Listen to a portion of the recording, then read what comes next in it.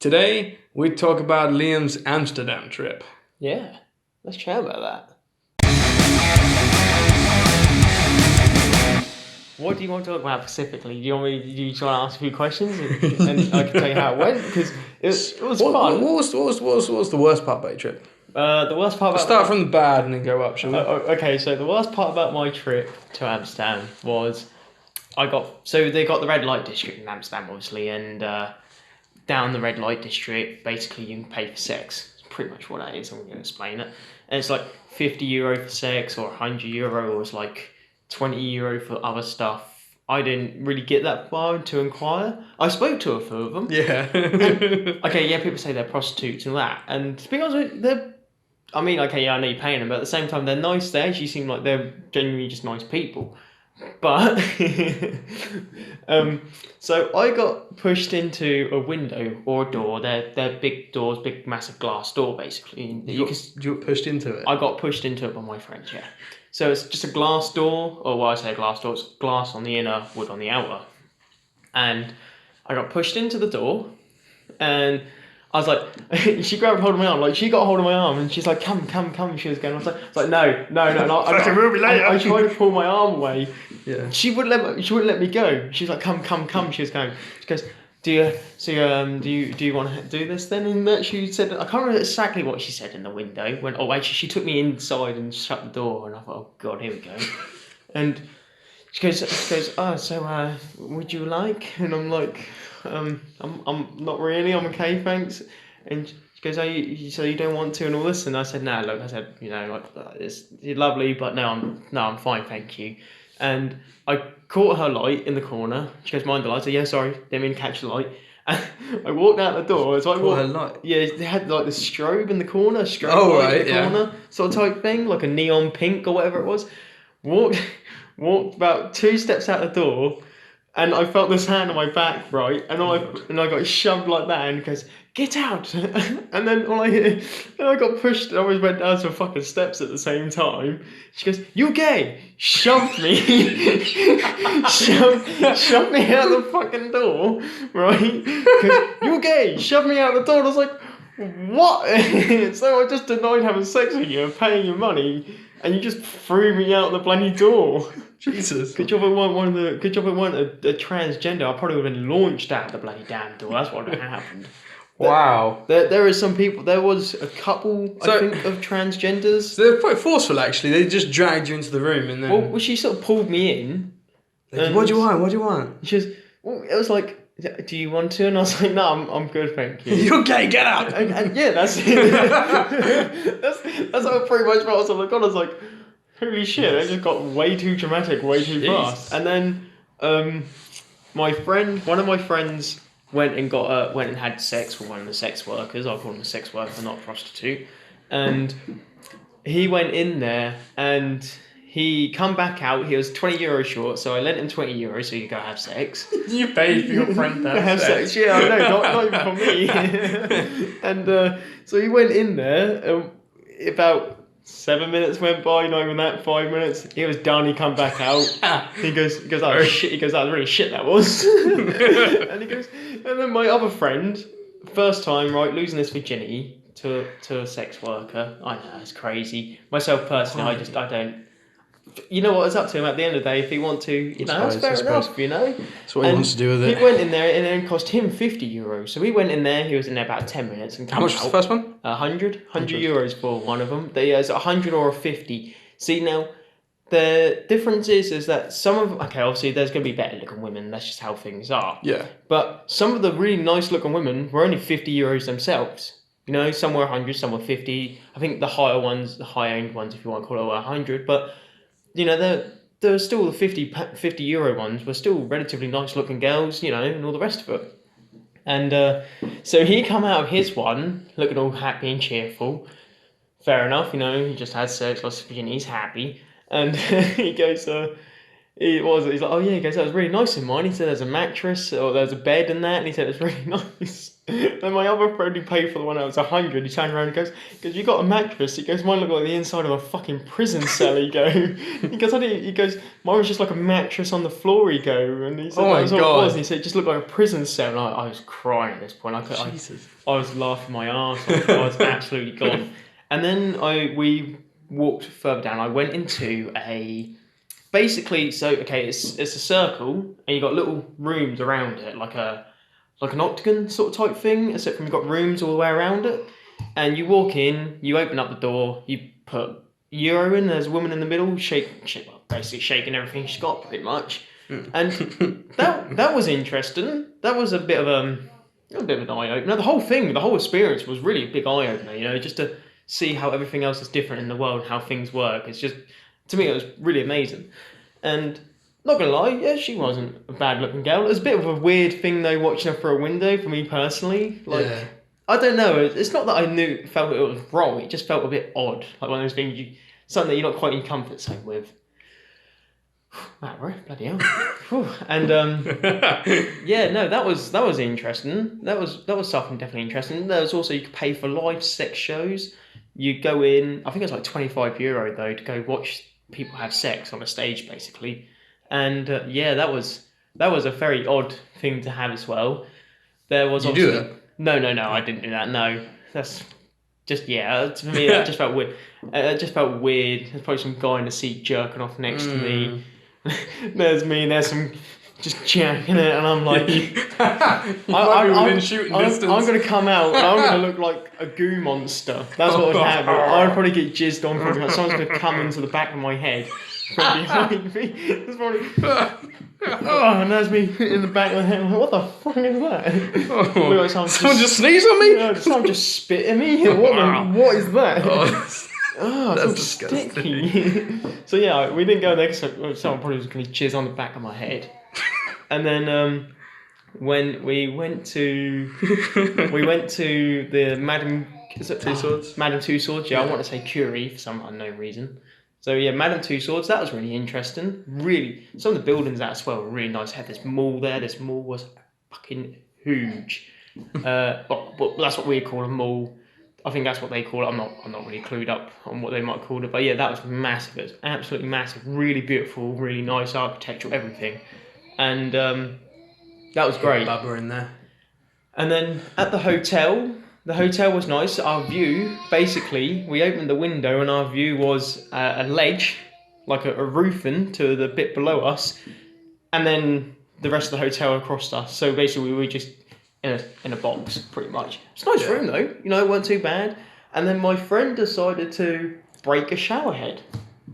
Fuck knows how he broke a shower head. So I went around there and I knocked on the door and I went, "You alright?" And then he went, "No." And I said, "What's the matter?" And he goes, "Well," have a look in the sink." I looked in the sink, and then when I looked, I just burst out laughing. The shower head was laid in the sink, not on the thing. And he's like, "Yeah," he goes, "Well, because I just pulled it." And I said, "What do you mean you pulled it?" And he goes, "Well, I pulled it and it snapped." "What, like as in you yanked it?" He goes, "No, I didn't realise it was like it swiveled." And I was like, "Why did you pull it for?" And he goes, "No," he goes, "I just went to adjust it and it snapped." And I was like, "You snapped it, basically." There's no two ways about it. You snapped the shower head. Simple. And what was it? Oh yeah, and he's like, yeah, he goes, that pissed out water everywhere. He had it running when he snapped it. And that shot out water, his back was soaked because it had all gone flying out everywhere. The bloody floor was drenched. The shower head was in the sink. I was crying. I couldn't keep myself together. So in the end, my brother had to end up go and get super glue. Went and got a load of super glue, and we super glued the shower head back together. And we said to him, "Don't fucking touch the shower head." How many of you went? Oh god, I can't remember now. So it was you, your sister, and your brother. Yeah, and then two others. Two others, yeah, it's 5 of us sort of go. Yeah, and yeah, no, it was such a big eye opener. It's one of those weird kind of things you just don't really ever sort of expect anything like that. Would you go back again? I would go back again, but then at the same time, I think I'd go somewhere else. See, I kind of like more cultural stuff. Yeah. Like, learn about everything. It's like China. I'd love to go to China and visit all the museums and bits and pieces. Just the culture is such a big eye opener to everything. I know people go on holiday and they get pissed up, and I don't mind that. It's just, I'd rather kind of go somewhere I can learn as such, or even just see more of the world, learn more about the world. I mean, it's more than just getting drunk every 5 minutes, right? I mean, to me, that's me personally. Yeah, I know what you mean. But no, it was a really good trip. What was the best part then? Probably Coming home. probably the shower head. The shower head. You know, Yeah. the scariest part was I've never been on a plane before, ever. Oh. Never, ever been on a plane before, and I was shitting a brick. And then when I got on the plane, I thought, "Fuck, this is great." But when it took off, the force that pushed me back, I thought it's great. I absolutely loved it. And then I sat by the window seat, and when the plane turned and went around, God bloody hell, that felt so weird. But at the same time, it's just amazing, you know, especially seeing all the lights and that. Just a general like going on the plane for the first time and seeing everything from above. It was just such an amazing thing to see, you know. And obviously people will probably be like, oh well, I've been on a plane loads of times, but for me personally, it was just one of those really great things. It's like Amsterdam, the culture, and seeing everything else. And obviously it's weed and all that is all legal and that. Obviously I didn't do it. I'm not. Of course you did. I'm not really bothered by it. It doesn't bother me, you know. No, you're just there for like other. Yeah, you know, if people do it, people other do it. I experiences don't like that. mind, you know. It's up to them. Did anyone else do it? Yeah, the other two done it. Of course. But other than that, I mean, no, it was really good. The pavement out there was shit. Yeah, I think I remember you saying something about that actually. So you'd be walking along and it'd be flat, and then all of a sudden there's just like a drop like that, and there was a hole. I shit you not, in the pavement. I was walking along and I fell into this hole, and there was a hole. So it was flat like that, and all of a sudden it just went like that, like it bowled out. It was like a bowl. I stepped into a bowl, and I was walking along. I was like, yeah, like that. I went, whoa, what the fuck? And literally everything is all uneven. It's like that, like bits and pieces. So you know, some are slightly up, some are slightly down, some are slightly over. Yeah. And I think it's because there's just so much foot traffic. Obviously, it wears down on bricks. I mean, eventually, Suppose, and creating a bloody bowl effect. That's a it was like a dip, like a drop in the ground, and I fell into it. One of my mates almost fell over because it was such a big because they misjudged it, and the curb just dropped it like that straight down, and he almost went flying. I tripped over numerous times. I kept kicking and tripping over literally every bit I walked along. McDonald's is expensive out there. My friend got a cup of coffee about that much coffee for about €3. Yeah, I know. How much is a euro to pounds? Depends on what the exchange rate is. I think it's something like 80p to a euro, or it's like 70p to a euro. So it's not even that. I don't think. Sometimes it's like 10p to a euro. So for a bit of coffee about that big, it was like £2. £2, like something. 80 probably. Bloody hell. Yeah, I know. It was very expensive. And then we ate out. Honestly, the food was good. Can't complain about the food. Places went really nice little bits on the side, nice little places. Yeah. But no, I mean, all in all, it's just a really good experience. Went to a few museums. They were really good. Went to where they basically people when they die they let themselves be showcased. So like a death museum. Yeah, kind of like that. So they had like the nervous system, and they had people who had passed away, but they donate their bodies to science, sort of type thing. Yeah. And that was amazing. Just seeing all that was absolutely amazing. You know, like there's one where it's like all the nerves and that, and it's all just red, all the blood. You know, it was absolutely amazing. They had fetuses there, unborn babies basically, and they showed the various stages. I know people think, oh man, that's gross, that's disgusting, but it's just a part of life, and I thought it was absolutely amazing just to see all this stuff. Yeah, I wouldn't mind seeing that actually. No, it's really good. Honestly, like it's an amazing that sort of thing stuff to see. does interest me, like the whole perception of death and like what happens after it. You know, the body and all that. Well, yeah, no, a lot, and like there's one where they had just the body in general, really. They had the chest and all that all open. You can see all the other bits, you know, where they preserved. Yeah. Preservatives preserve them and then coat them and all the rest of it. And yeah, no, it was just really good. It was one of those really amazing things to see, just to learn and see and do more. And it's just absolutely amazing. I mean, I'd recommend going there. Yeah. Obviously, obviously a lot of people just go there for the weed and stuff like that. But it's just fair enough, you know. If that's what you want to do, that's what you want to do. Oh, and we also got kicked out of a sex toy shop. Yeah. No, I told you, you're not supposed to actually use them when you're in the shop. I didn't use it. I didn't use them. What was it? It was just lube. No, start spraying lube everywhere. Slip and slide, boys. No, we went to go walk in. Literally, we just got in the frame of the door, And he told everyone to get out. The bloke had like a breakdown and told everyone to get out and start shouting and have a go. Yeah, I know. The hell? I know, it's weird. It's really weird. But in the window, I'm going to not lie to you, there was a dildo, right? And I shit you not, this dildo must have stood about that tall in the window. I'm thinking, who in the hell? And it's like that about that. I'm thinking, who's buying these? What? Who are buying dildos this goddamn big? And it's like €100 for this massive. Jesus Christ. Christ. It was a black dildo as well. Just a massive black dildo. Don't quite understand why. Oh, and we went to a place where they sold swords and knives and stuff. Fucking hell. There was a sword in there, and the blade, probably about that big. Like, honestly, it was like a 4-foot blade, maybe longer. You wouldn't get that past customs. And in there they had a machete, and they had one blade, so it was thin at the end like that, and it got really thick towards the end, kind of like, I don't know what you call them now.